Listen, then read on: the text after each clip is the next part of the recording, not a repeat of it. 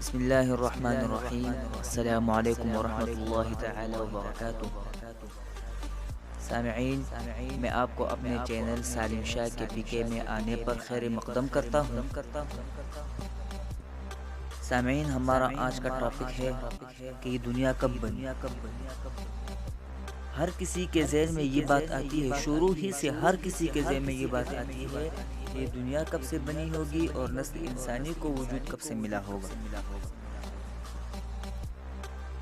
تو اس بارے میں ایک معتبر کتاب تاریخی امت مسلمہ اس کے حوالے سے کہنا چاہوں گا کہ ماہرین ارضیات کو زمین کے وجود کو کروڑوں سال اور انسانی وجود کو لاکھوں سال پہلے قرار دیتے ہیں۔ وہ کہتے ہیں کہ دنیا کروڑوں سال پہلے سے ہے اور انسان لاکھوں سال پہلے سے ہے، لیکن یہ ایک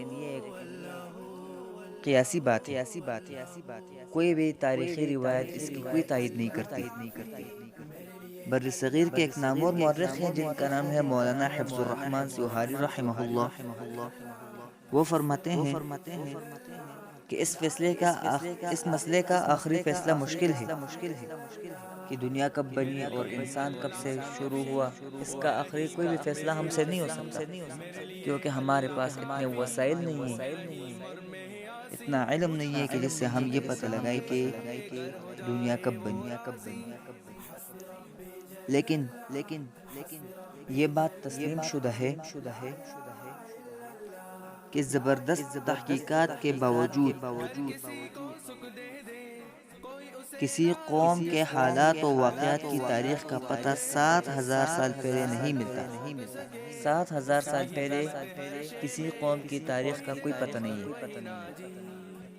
تو سامعین، اس مسئلے کا آخری حل اور آخری فیصلہ یہ بہت مشکل ہے کہ انسان کب سے شروع ہوا ہوگا اور دنیا کب سے شروع ہوئی ہوگی۔